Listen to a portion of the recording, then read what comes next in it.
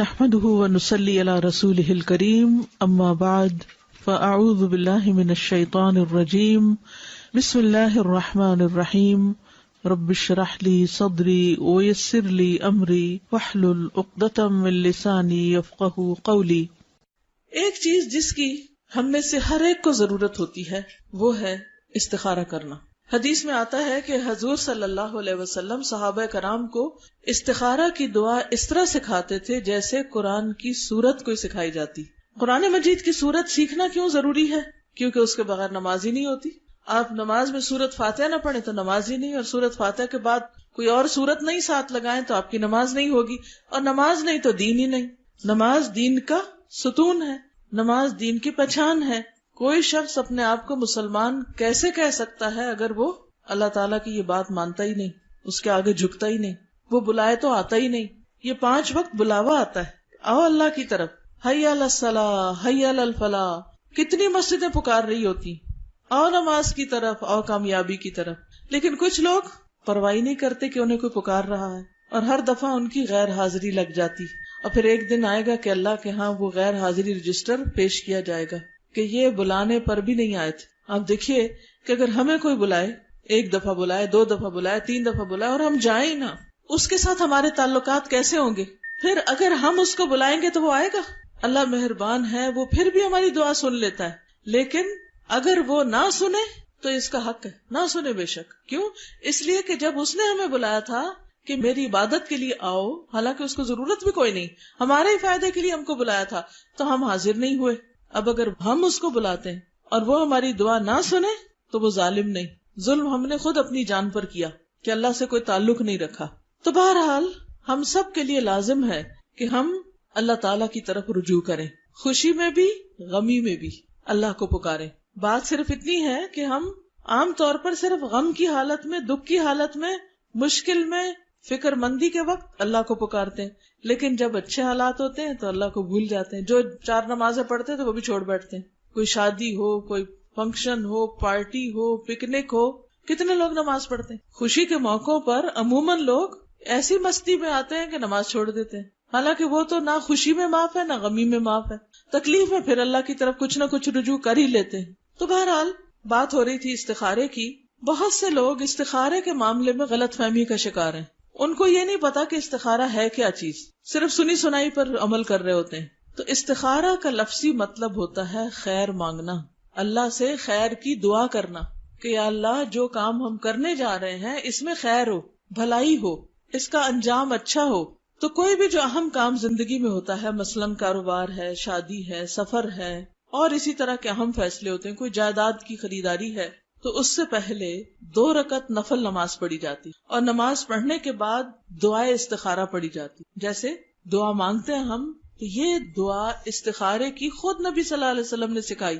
کیسے؟ جیسے قرآن کی سورت سکھاتے تھے۔ اتنی اہم چیز ہے، اتنی اہم دعا ہے۔ ہر انسان کی زندگی میں ایسے بہت سے معاملات پیش آتے ہیں جن میں فیصلہ کرنا بڑا مشکل کام ہوتا ہے، رشتہ دیں یا نہ دیں، یہ بزنس شروع کریں کہ نہ کریں، یہ گھر خریدیں کہ نہ، یہ بیچیں کہ نہ۔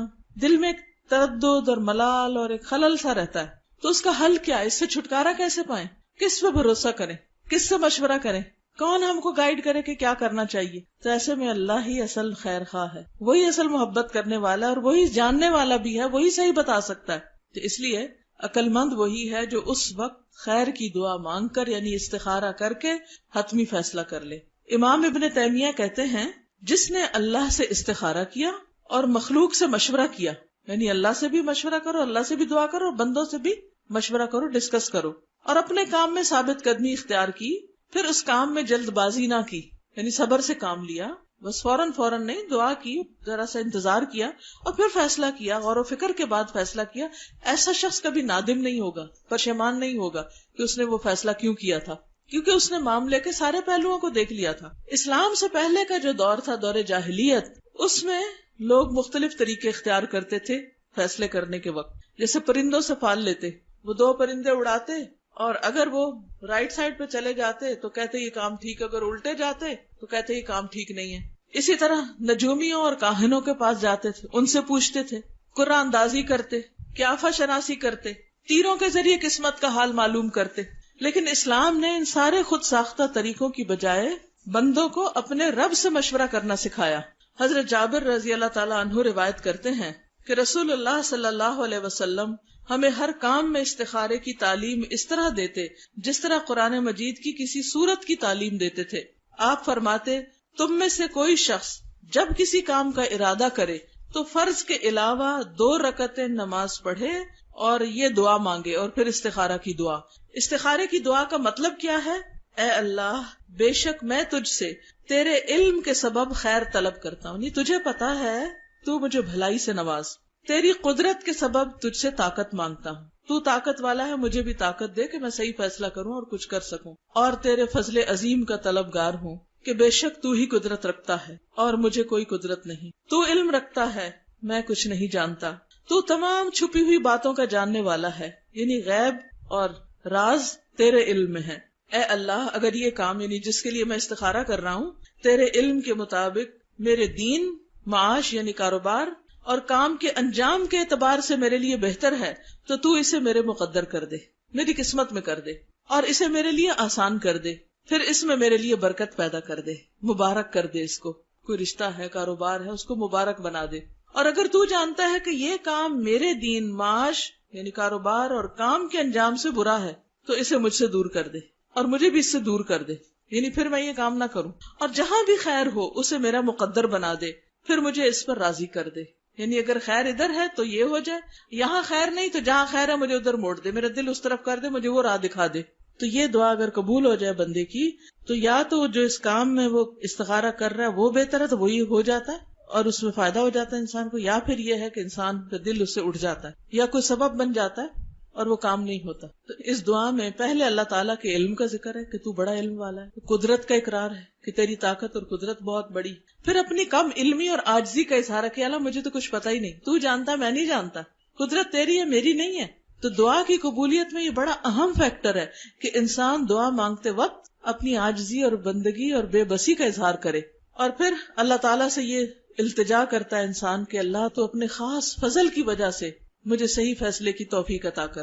خاص طور پر جس چیز میں استخارہ کیا جاتا ہے وہ شادی کا معاملہ ہے، جس میں استخارے کی تعلیم نبی صلی اللہ علیہ وسلم نے خود دی ہے۔ حضرت ابو ایوب انصاری رضی اللہ تعالیٰ عنہ روایت کرتے ہیں، آپ کو معلوم ہے نا ابو ایوب انصاری کون تھے؟ حضور صلی اللہ علیہ وسلم کے میزبان تھے، مدینہ میں ان کے گھر کے آگے اونٹنی رکی تھی اور آپ وہاں تشریف لے گئے تھے۔ تو ان سے روایت ہے کہ رسول اللہ صلی اللہ علیہ وسلم نے فرمایا، منگنی کے ارادے یعنی پیغام نکاح کو لوگوں پر ظاہر نہ کرو، یعنی اگر کہیں سے پروپوزل آیا ہے تو ہر ایک کے بتانا نہ شروع کر دو، اس کو چھپاؤ جب تک کوئی فائنل فیصلہ نہیں ہو جاتا، کیونکہ بعض اوقات کوئی اچھا رشتہ آتا ہے کبھی نظر بھی لگ جاتی، یا یہ ہے کہ اور جو حاسد ہوتے ہیں وہ باتیں کر کے ادھر ادھر خرابی کر دیتے ہیں، رشتہ ہونے نہیں پاتا۔ تو کہا کہ جو اگر کوئی پیغام دے تو اس کو ظاہر نہ کرو، یا کسی انسان سے پہلے نہ بات کرو، بلکہ کیا کرو، وضو کرو، اور اچھے طریقے سے وضو کرو، ٹھیک ٹھاک پورے شعور سے، اور ویسے بھی وضو اچھا کرنا چاہیے، کیونکہ ایک مرتبہ نبی صلی اللہ علیہ وسلم نے دیکھا کہ لوگ پاؤں دھو رہے ہیں اور ایڑیاں خشک ہیں، تو آپ نے بلند آواز سے فرمایا، ویل للعقاب من النار، ان ایڑیوں کے لیے آگ سے ہلاکت، ان ایڑیوں کے لیے آگ ہے۔ یہ کیسا وضو ہے کہ جس میں بس ایسے ہی پاؤں آگے کیا، دھویا اور پیچھے سے ایڑیاں خشک، نہ ملا نہ دھویا نہ دیکھا نہ گیلا کیا۔ تو ہر نماز میں اچھی طرح وضو کرنا چاہیے، لیکن استخارے میں اور ذرا دھیان سے، توجہ سے، تاکہ دعا میں دل لگے۔ اور نماز پڑھو جو اللہ نے تمہارے لیے لکھی ہے، یعنی 2 رکعت پڑھو یا 4 پڑھو، جتنی پڑھنی ہے پڑھ لو، کوئی 2 ہی کی شرط نہیں ہے۔ پھر اپنے رب کی تعریف کرو، حمد و ثنا کرو، اس کی بزرگی بیان کرو، پھر کہو، اے اللہ، بے شک تو قدرت رکھنے والا ہے اور میں قدرت نہیں رکھتا، تو جانتا ہے میں نہیں جانتا، اور تو ہی تمام غیبوں کا علم رکھتا ہے۔ پس اگر تیرے نزدیک اس رشتے میں جس کا نام فلاں ہے، یعنی نام لیا جائے اس بندے کا یا بندی کا، میرے دین، میری دنیا اور میری آخرت کی بھلائی ہے تو اسے میرا مقدر کر دے، اور اگر اس کے علاوہ کوئی اور میرے دین اور دنیا اور آخرت کے اعتبار سے بہتر ہے تو اس کا میرے حق میں فیصلہ کر دے، یعنی پھر میرا رشتہ وہاں کروا دے، یا فرمایا میرا مقدر بنا دے، یعنی جو بندہ میرے حق میں اچھا میرے مقدر میں اس کو کر دے۔ کتنی اچھی دعا ہے، ہر دفعہ نفل پڑھے انسان، اور ہر دفعہ ایسی دعا جو رشتہ آیا اگر وہ نہ بھی ہو تو انسان کو ملال نہیں ہوتا کہ اللہ نے کوئی اور بہتر مقدر میں رکھا ہوگا، کیونکہ ہم اچھے کی دعا مانگ رہے ہیں، اور ہر چیز کا ایک وقت ہوتا ہے، اپنے وقت پر آ کر وہ چیز ہو جاتی ہے، ہم جلدی مچاتے ہیں کہ جلدی ہو جائے۔ حضرت یوسف علیہ السلام جن کے پیچھے بہت سی عورتیں پڑ گئی تھی تو بڑے پریشان ہو گئے، انہوں نے دیکھا کہیں کوئی ٹھکانہ ہے ہی نہیں کہ میں اپنا ایمان بچاؤں، تو انہوں نے اللہ تعالیٰ سے دعا کی، رب السجن احب الی مما یدوننی الی، اللہ میرے نزدیک میرے لیے تو جیل ہی اچھی اس چیز سے جس کی طرف یہ سب مجھے بلا رہے ہیں. تو بہرحال اللہ نے ان کی دعا قبول کر لی، اور لوگوں کے دل میں بھی یہی آیا کہ اس بندے سے جان چھڑاؤ، اس کو جیل میں کر دو بغیر کسی قصور کے. کئی سال جیل میں رہے، حتیٰ کہ وہ خاص وقت آ گیا جس میں نکل کر پھر ان کا واقعی رول ادا کرنا تھا ان کو، جس کے لیے اللہ نے ان کو پیدا کیا تھا. اب آپ دیکھیے کہ اگر وہ 6 مہینے بعد باہر آ جاتے یا سال بعد باہر آتے، کیا کرتے؟ پھر انہی لوگوں میں پھر پھنس جاتے. تو کئی سال وہ رہے. وَلَبِثَ فِي السِّجْنِ بِضْعَ سِنِينَ، 9 اور اس سے کم کے لیے بدع کا لفظ آتا ہے. کئی سال تک وہ جیل میں رہے، اور وہاں رہ کر ان کو غور و فکر کا موقع ملا ہوگا، عبادت کا، ذکر کا، اپنی پہچان کرنے کا، کچھ اور اللہ تعالیٰ سکھانا چاہتا ہوگا. بہرحال اپنے ایک خاص وقت پر اللہ تعالیٰ نے ان کو جیل سے باہر نکالا، اور اس کے بھی ایک زبردست انتظام کیا، خود سبب پیدا کیا، خود دروازے کھلوا دیے جیل کے.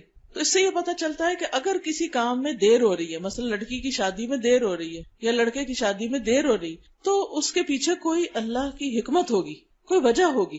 کیا پتا آپ جلدی کریں اور دوسرے دن بچی گھر آئی بیٹھی یا کوئی اور ایسی پریشانی لگ جائے. تو اس لیے جلدی نہ مچائیں. اسی طرح ایک اور روایت میں آتا ہے، حضرت انس سے روایت ہے کہ جب حضرت زینب کی عدت پوری ہوئی، زید رضی اللہ تعالیٰ عنہ کے ساتھ نکاح ہوا تھا نا، اور رسول اللہ صلی اللہ علیہ وسلم نے حضرت زید سے کہا کہ جا کر زینب کے پاس میرا ذکر کرو، کیونکہ اللہ تعالیٰ کا حکم تھا کہ اب آپ شادی کریں گے. حضرت زید فرماتے ہیں کہ میں نے جا کر کہا، اے زینب خوش ہو جاؤ، مبارک ہو، مجھے رسول اللہ صلی اللہ علیہ وسلم نے تمہارے پاس بھیجا ہے، وہ تمہارا ذکر کرتے ہیں. اس سے ایک بات یہ بھی آپ دیکھیں کہ صحابہ کا مقام کتنا بڑا تھا، ان کا اخلاق کتنا بلند تھا.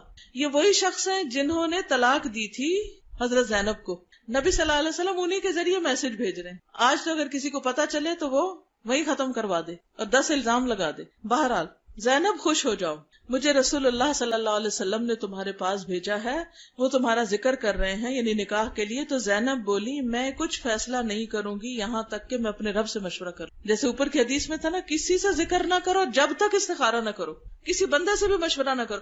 ہم سارے جہان میں عام کر دیتے ہیں، پھر خیال آتا ہے اچھا بات پکی کرنے سے پہلے استخارہ بھی کر لیتے ہیں، یا کئی لوگ تو پکی کرنے کے بعد استخارہ کر رہے ہوتے ہیں. تو اب یہ زبان ہے، یہ کیا ہے؟